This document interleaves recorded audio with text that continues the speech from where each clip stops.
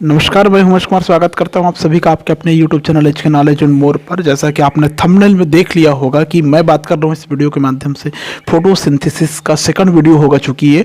तो मैं यहां पर बात कर रहा हूं मैकेनिज्म ऑफ फोटोसिंथेसिस का फर्स्ट मैकेनिज्म, फर्स्ट पार्ट और फर्स्ट प्रोसेस लाइट रिएक्शन के बारे में बात करूंगा। प्रकाश संश्लेषण की प्रकाशीय अभिक्रिया के बारे में बात करूंगा।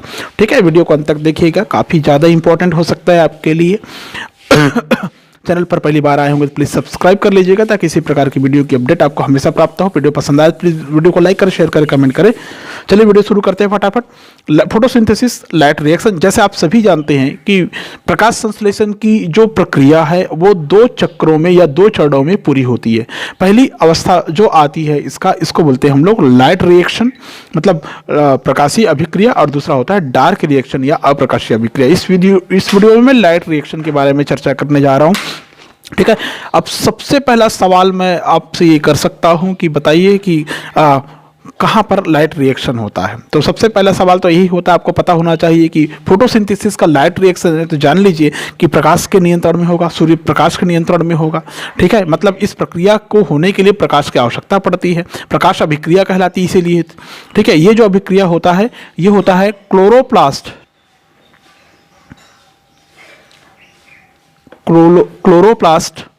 के ग्रेना में होती है।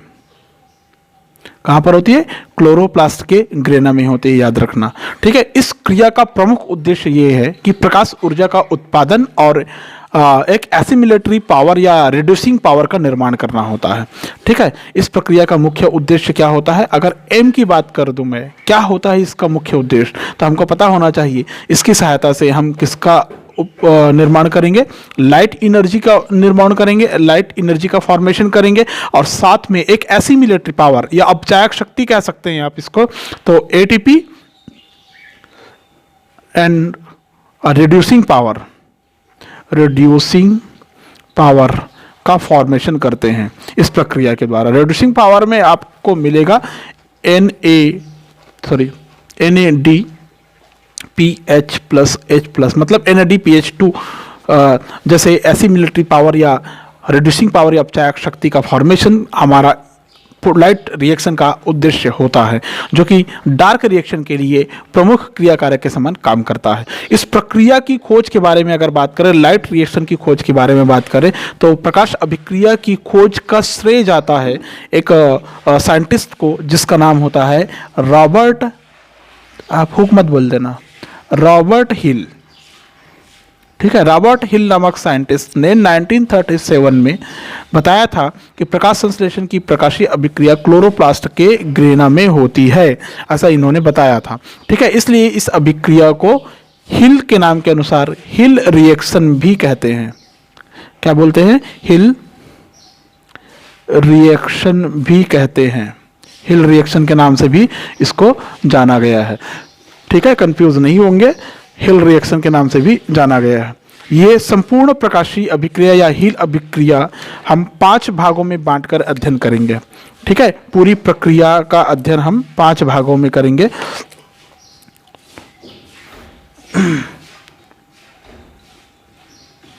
Process of light reaction, process of light reaction, प्रकाश संश्लेषण की प्रकाशीय अभिक्रिया का चरण।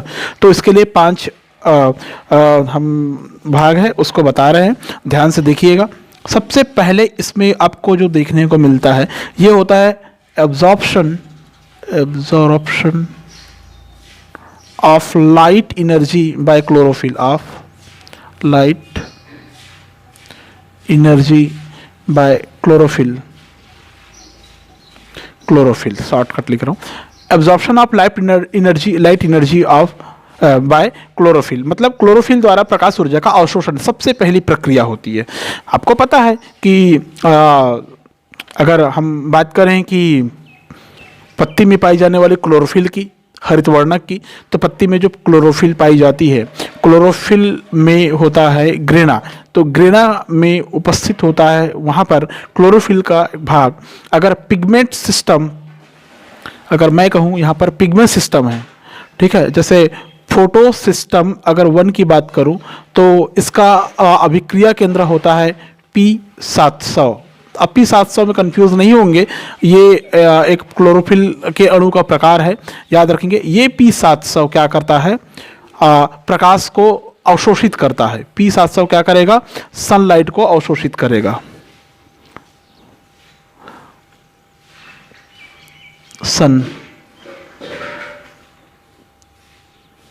सनलाइट को ये अवशोषित करेगी, ठीक है, अवशोषित करेगी। क्लोरोफिल के द्वारा प्रकाश ऊर्जा का अवशोषण होगा पिगमेंट सिस्टम 1 में, फोटो सिस्टम 1 में, इसके लिए अलग से वीडियो मिल जाएगा आपको। और प्रकाश फोटो सिस्टम अगर 2 की बात करें तो इसका अभिक्रिया केंद्र होता है P680। क्या होता है, P680 होता है। ये सूर्य प्रकाश को अवशोषित करता है, यहाँ पर ये सूर्य प्रकाश को अवशोषित करेगा, यहाँ पर ये सूर्य प्रकाश को अवशोषित करेगा। मतलब काम क्या हुआ, प्रकाश संश्लेषण की क्रिया के समय सबसे पहले पत्ती में पाई जाने वाली जो क्लोरोफिल है, ये जो 2 क्लोरोफिल के प्रकार है, ये अणुसूर्य प्रकाश की विकिरण ऊर्जा रेडिएंट एनर्जी को दृश्य प्रकाश के स्पेक्ट्रम में अवशोषित करके उसे अभिक्रिया केंद्र या रिएक्शन सेंटर की ओर स्थानांतरित कर देती है। कहाँ पर, रिएक्शन सेंटर की ओर क्या कर देती है, स्थानांतरित कर देती है। मतलब आप इसको ऐसा समझने की कोशिश करिए, इसको ऐसा समझिए। देखिए मैं यहाँ पर एक और यहाँ पर क्या मिलेगा आपको, यहाँ पर कुछ कंटेंट ऐसा मिलेगा इस प्रकार का, ये इस प्रकार का, ठीक है। तो पहले क्या करेगा, ये जो छोटे छोटे जो क्लोरोफिल के ही जो और पार्ट होते हैं, सहायक ऊर्जा अवशोषित अंक के रूप में जो होते हैं, ये पहले एक्सेप्ट करेगा, उसके बाद अभिक्रिया केंद्र P700 को देगा। ठीक वैसे ही ये पहले अवशोषित करेगा, उसके बाद अभिक्रिया केंद्र P680 को देगा। ठीक है, अब ये क्या है, P680 P700, ये इसके लिए आपको अलग से जब वीडियो मिलेगा तो आपको समझ में आ जाएगा, इस वीडियो में बताना पॉसिबल नहीं है। ठीक है, दूसरा आता है इसमें, जब सूर्य प्रकाश को अवशोषित कर लेता है तब क्या होगा, transfer of light energy from accessory pigment to chlorophyll A. दूसरा पार्ट होता है इसका transfer of light energy, light energy from accessory pigments to chlorophyll A. कहने का मतलब है सहायक वर्णकों द्वारा प्रकाश ऊर्जा का क्लोरोफिल ए में स्थानांतरण। ठीक है ना, यहां पर सिर्फ प्रकाश ऊर्जा को अवशोषित कर रहे हैं। ठीक है, अब क्या होगा, जो अवशोषित की हुई ऊर्जा है उसको क्लोरोफिल ए की तरफ प्रवाहित करेगी। मतलब पत्ती की प्रकाश संश्लेषक इकाई में उपस्थित क्लोरोफिल ए को छोड़कर अन्य सभी प्रकाश संश्लेषी वर्णक जो फोटोसिंथेटिक पिगमेंट होते हैं, है ना, फोटोसिंथेटिक जो पिगमेंट होते हैं, एसेसरी पिगमेंट होते हैं, उनको हम लोग एंटीना क्लोरोफिल के नाम से जानते हैं। किसको छोड़कर, क्लोरोफिल ए को छोड़कर। अगर हम क्लोरोफिल ए को छोड़ दें यहाँ पर, तो जितने भी प्रकार के और पिगमेंट होंगे जो प्रकाश ऊर्जा का अवशोषण करता है, उसको हम एसेसरी पिगमेंट या सहायक या एंटीना, इसी को हम बोलते हैं एंटीना। अब इससे बहुत अच्छे से समझ सकते हैं एंटीना का काम क्या होता है, जानते हैं आप लोग, वेब्स को कंट्रोल करने वाला, वेब्स को एक्सेप्ट करने वाला एंटीना का काम होता है। तो इसको हम लोग क्या कहते हैं, एंटीना क्लोरोफिल भी कहते हैं। इन सहायक एंटीना क्लोरोफिल के द्वारा अवशोषित प्रकाश ऊर्जा जो यहाँ पर पहले नंबर में किया गया है, उसको अभिक्रिया केंद्र मतलब क्लोरोफिल ए के P700 पिगमेंट सिस्टम 1 और अभिक्रिया केंद्र 2 के मतलब पिगमेंट सिस्टम 2 के अभिक्रिया केंद्र P680 की तरफ स्थानांतरित कर दी जाती है। लेकिन याद रखना, जब हम साइकिल पढ़ते हैं तो सबसे पहले वो अवशोषित किया जाता है P700 के द्वारा। P700 में स्थानांतरित कर देती है, क्लोरोफिल ए का भाग होता है, क्लोरोफिल ए P700 होता है। याद रखेंगे आप, क्या होता है, क्लोरोफिल ए जो होता है यही होता है P700। और ये कहाँ पर मिला था आपको, पिगमेंट सिस्टम 1 में मिला था। ठीक है, इसकी ओर सनलाइट को प्रकाश को स्थानांतरित कर दी जाती है, जो प्राथमिक प्रकाश रासायनिक अभिक्रिया में भाग लेती है। क्लोरोफिल ए प्रकाश ऊर्जा का अवशोषण करने में सक्षम होती है। और पिगमेंट सिस्टम 2 में अभिक्रिया केंद्र का कार्य जो P680 और क्या बोलते हैं, P680 जो अभिक्रिया केंद्र द्वितीय वर्णक तंत्र है उसका केंद्र बिंदु होता है, वहां तक पहुंचाती है। मतलब ये भी क्लोरोफिल का एक पार्ट है। ठीक है, दूसरा पार्ट है P700, chlorophyll A P700, chlorophyll A P680 है। यहां तक सहायक वर्णकों के द्वारा, कौन से वर्णक, एंटीना क्लोरोफिल के द्वारा वहां तक पहुंचा दी जाती है। ठीक है, ये हो गया सेकेंड पॉइंट। थर्ड पॉइंट इसमें देखने को मिलता है आपको, activation of chlorophyll A molecules by photons of light. Activation of chlorophyll A, मतलब क्या होगा, क्लोरोफिल ए का सक्रियकरण होगा। Chlorophyll A molecules by photon of energy or light, by photon of light, प्रकाश के फोटॉन्स के द्वारा क्लोरोफिल ए का सक्रियण होगा। ठीक है ना, जो प्रकाश के फोटॉन अवशोषित किया गया है, विकिरण, दृश्य प्रकाश विकिरण के रूप में जो अवशोषित की गई है, ये क्लोरोफिल के वर्णक तंत्रों के द्वारा ये इसकी सहायता से अवशोषित तो कर ली, और जो क्लोरोफिल ए है वो क्या हो जाएगा, एक्टिवेट हो जाएगा। मतलब सामान्य अवस्था में क्लोरोफिल के अणु ग्राउंड स्टेट में होते हैं। जो क्लोरोफिल ए है ये सामान्य अवस्था में रहते हैं, ग्राउंड स्टेट बोलते हैं जिसको हम लोग, सामान्य अवस्था में रहते हैं। ठीक है, लेकिन जैसे ही वो लाइट को अवशोषित करती है, ये क्लोरोफिल एक्टिवेट हो जाता है। क्या हो जाता है, क्लोरोफिल ए एक्साइटेड अवस्था में पहुंच जाता है, उत्तेजित अवस्था में चला जाता है, एक्साइटेड स्टेट में चला जाता है, उत्तेजित अवस्था में चला जाता है। ग्राउंड अवस्था मतलब कम ऊर्जा अवस्था कहते हैं, जब वो सूर्य प्रकाश के फोटॉन्स को अवशोषित करती है, एक फोटॉन का अवशोषण करते हैं, तो वो आखिरी में एक्साइटेड और सिंगल स्टेज में चला जाता है। सिंगलेट स्टेज बोलते हैं इसको, एक्साइटेड को हम लोग सिंगलेट भी बोलते हैं। ठीक है, कौन सी स्टेज में चला जाता है, सिंगलेट स्टेज में चला जाता है, जिसके कारण जल का प्रकाश रासायनिक अपघटन होता है। ठीक है, जिसके कारण बाद में आगे चलकर फोटोलिसिस होता है। क्या होता है, फोटोलिसिस होता है, जो नेक्स्ट पॉइंट में आपको देखने को मिलेगा। समझ में आया, क्लोरोफिल ए एक्साइटेड स्टेट में गया, जैसे ये एक्साइटेड अवस्था में जाती है, यहाँ पर क्लोरोफिल में आयंस मूव होना शुरू हो जाते हैं। ठीक है, आयन बाहर निकलना शुरू हो जाते हैं, इलेक्ट्रॉन बाहर निकलना शुरू हो जाते हैं।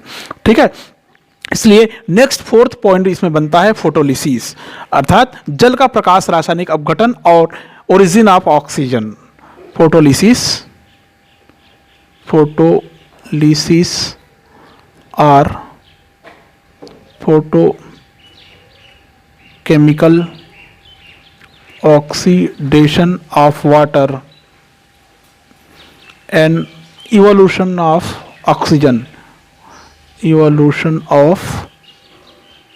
ऑक्सीजन। कहने का मतलब ये है, जल का प्रकाश रासायनिक अपघटन एवं ऑक्सीजन की उत्पत्ति होती है। अब समझ गए होंगे आप, कई लोग बोलते हैं कि पेड़ पौधे से हमको ऑक्सीजन मिलता है।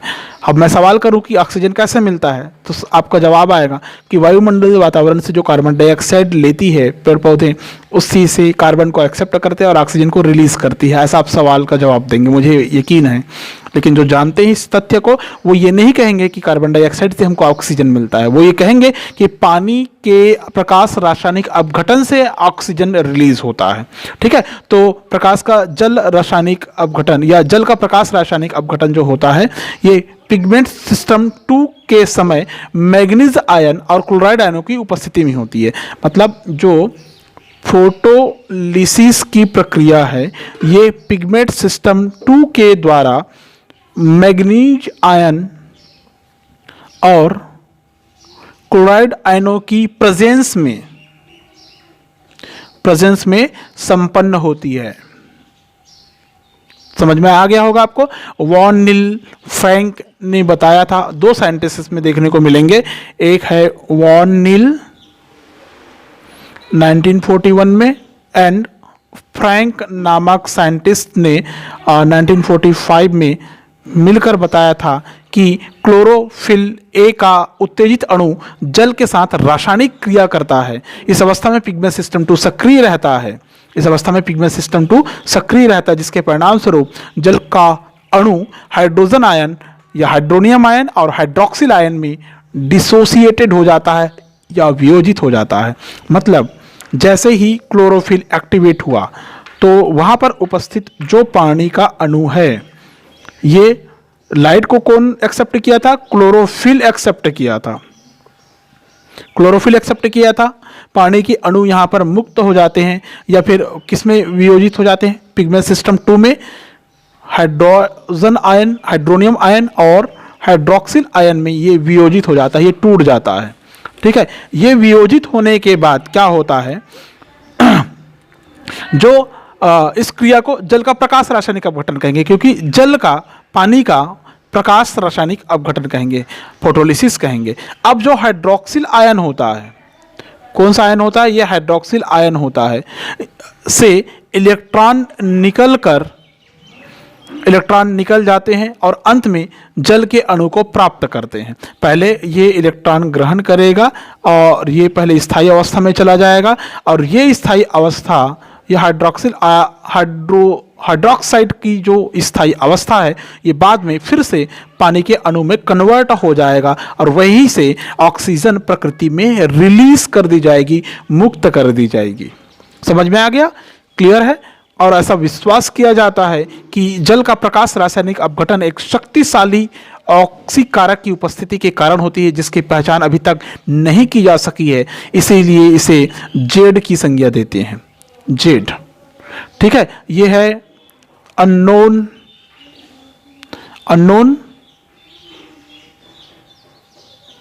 ऑक्सीडेंट। ठीक है, ऑक्सीकारक, यह एक अननोन ऑक्सीकारक की उपस्थिति में ऐसा संपन्न होते हैं, ऐसा कहा गया है, जो अभी तक नहीं खोजा गया है। और बचा आपका हाइड्रोजन आयन। तो ये जो हाइड्रोजन आयन होता है, ये हाइड्रोजन आयन, ये जो हम बता रहे हैं 2a कहने का मतलब यही है कि यहाँ पर कुछ ऐसी पावर है जो बाद में इलेक्ट्रॉन के साथ में मिलकर ये उदासीन अणु में कन्वर्ट हो जाता है, मतलब ऑक्सीडाइज्ड हो जाता है ऑक्सीकारक की भांति।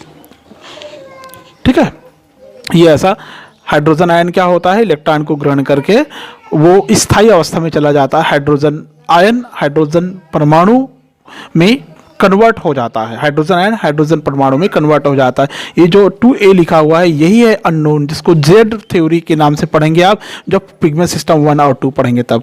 ठीक है, उसके लिए अलग से वीडियो और मिलेगा। नेक्स्ट आता है 5वें नंबर और लास्ट का आता है प्रकाश संश्लेषण की प्रकाशीय अभिक्रिया में। इसको बोलते हैं हम लोग इलेक्ट्रॉन ट्रांसपोर्ट, मतलब इलेक्ट्रॉन अभिगमन, इलेक्ट्रॉन ट्रांसपोर्ट, इलेक्ट्रॉन अभिगमन एंड एसिमिलेटरी शक्ति का उत्पादन, assimilatory and the production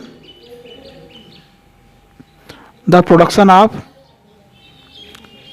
assimilatory power NADPH2 या NADPH प्लस H आयन के रूप में लिखते हैं, और ATP का फॉर्मेशन होता है। इलेक्ट्रॉन ट्रांसपोर्ट, इलेक्ट्रॉन विगमन और एसिमिलेटरी शक्ति अर्थात NADPH प्लस H प्लस, या ये कह सकते हैं हम लोग NADPH2 का और ATP का फॉर्मेशन होता है, यहाँ पर का प्रोडक्शन होता है इस प्रक्रिया के द्वारा अंतिम चरण में।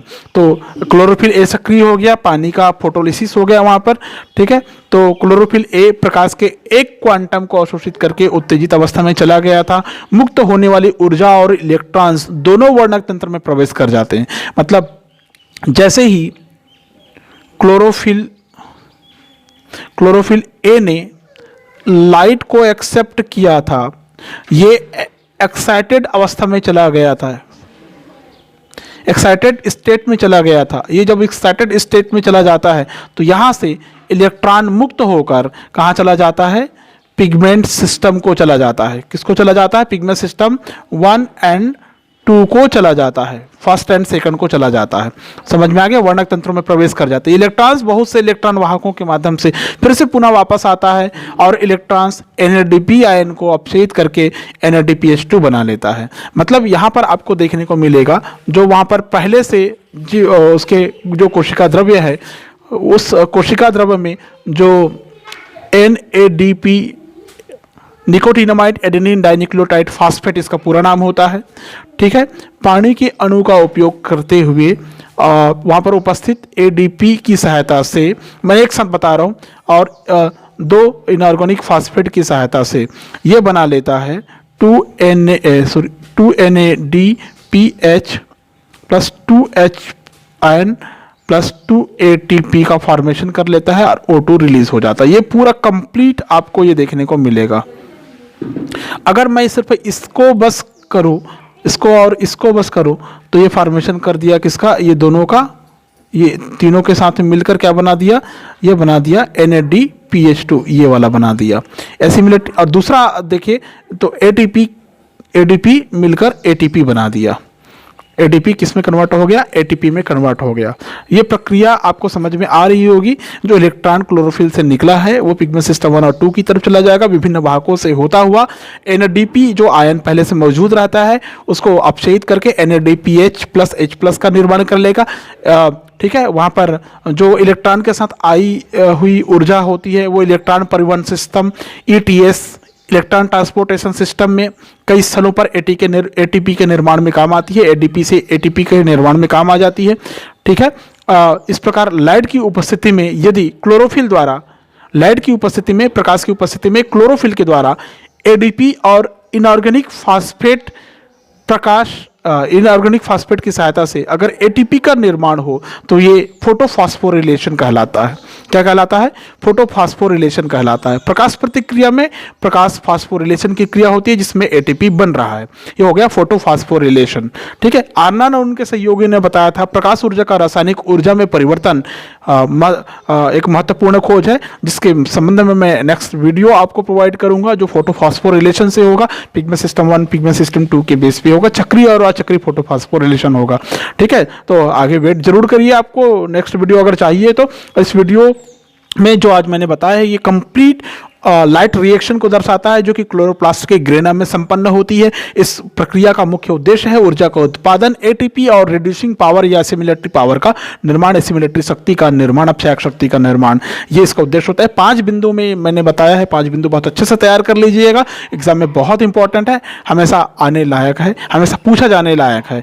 ठीक है, हिल नामक साइंटिस्ट ने दिया था इसलिए इसको हिल रिएक्शन के नाम से करते हैं। मैंने ऐसे करके पूरा कंप्लीट आपको समरी भी बता दिया। वीडियो पसंद आया तो प्लीज वीडियो को लाइक करें, शेयर करें, कमेंट करें। चैनल पर पहली बार आए हैं तो प्लीज सब्सक्राइब कर ले ताकि इसी प्रकार की वीडियो आपको हमेशा प्राप्त हो। Thank you so much.